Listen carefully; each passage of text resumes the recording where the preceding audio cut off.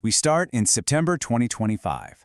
Employees at a Los Angeles impound lot notice a foul odor and a swarm of flies circling an abandoned 2023 Tesla. It's been sitting there for days. When LAPD detectives finally pry open the front trunk, what they find changes everything. The dismembered, decomposing remains of a 14-year-old girl. And here's the thing, this wasn't just some random abandoned car. It was registered to David Anthony Burke. You probably know him as D4vd, the 20-year-old multi-platinum pop star.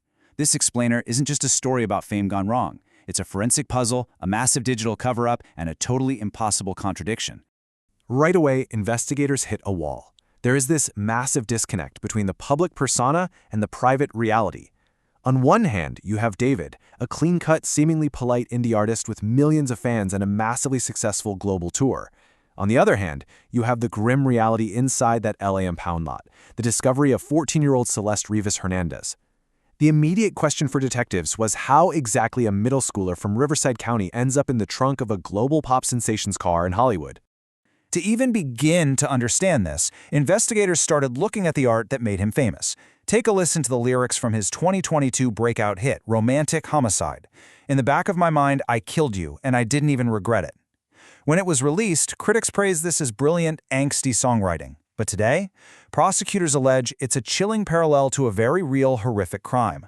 The entire center of the prosecution's case is this question: did art simply imitate life, or did a carefully constructed violent fantasy actually cross over into the real world?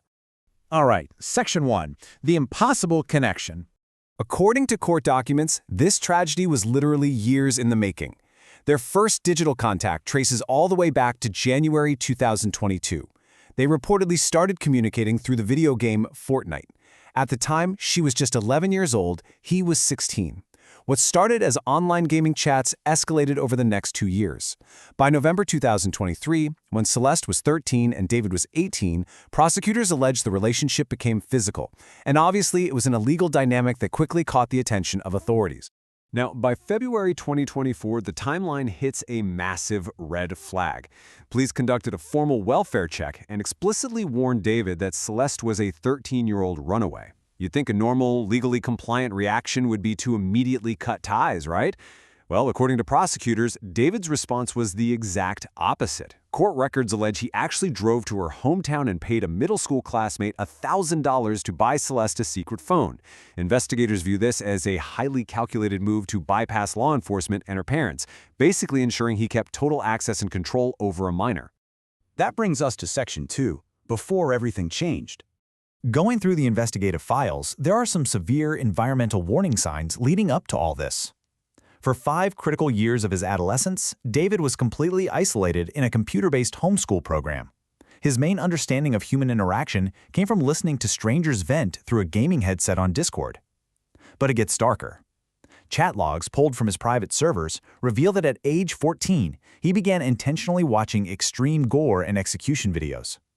And he actually admitted in writing to his online peers that he was doing this to deliberately disconnect the part of his brain that feels empathy. He was actively trying to desensitize himself to human suffering. During this intense isolation, David created this elaborate alter ego named Itami, basically a murderous detective who committed horrific crimes and then investigated them himself. He wrapped these dark fantasies into beautiful lo-fi melodies. And society? Well, society rewarded him for it. He got massive record deals, viral TikTok trends, millions of dollars, and global fame. But when a psychological fantasy of violence is constantly rewarded with immense wealth and validation, you have to ask, how does it cross the line into a real-world crime scene? Let's break down Section 3, the timeline.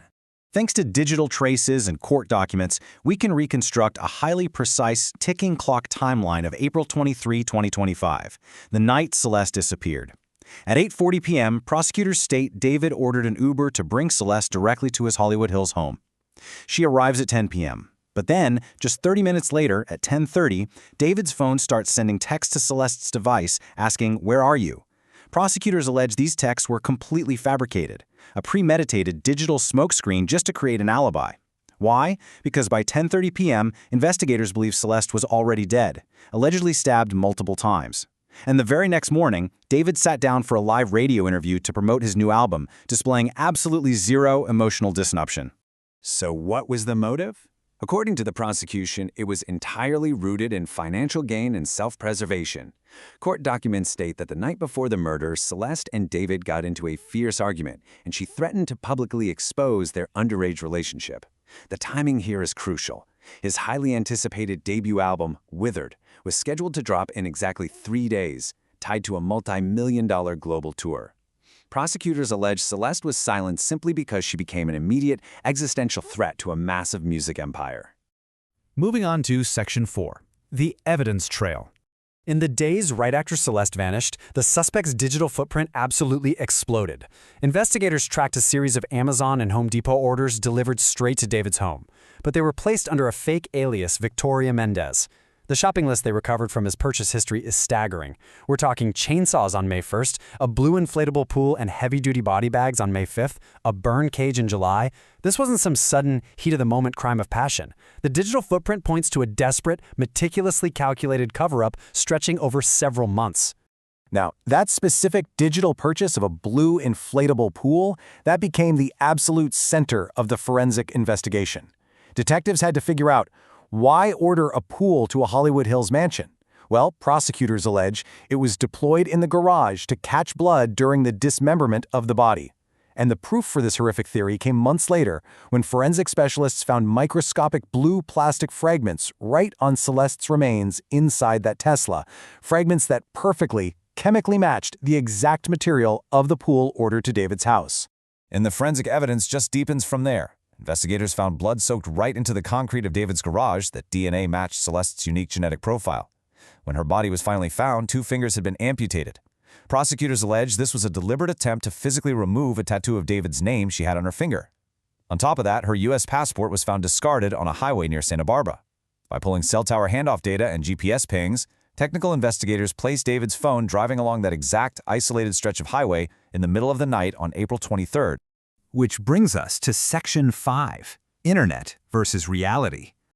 With a case this high-profile, social media naturally exploded. There's this massive internet myth going around that David intentionally left the Tesla on the street because he wanted the body to be found as some sort of dark performance art. The internet really wanted this master-villain narrative. But the verified reality totally contradicts that kind of romanticized speculation. The forensic evidence reveals someone who was desperately and honestly clumsily trying not to get caught. He used fake names for disposal supplies, drove hours into the night to dump identifying evidence, and fabricated a text message alibi. Prosecutors view the abandoned car not as an artistic statement, but as a catastrophic failure of a narcissistic cover-up.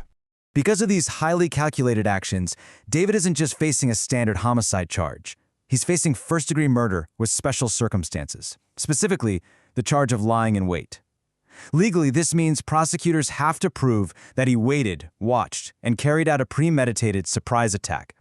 This distinction severely elevates the crime, suggesting this was an intentional, concealed trap set for a 14-year-old girl who simply thought she was visiting her boyfriend.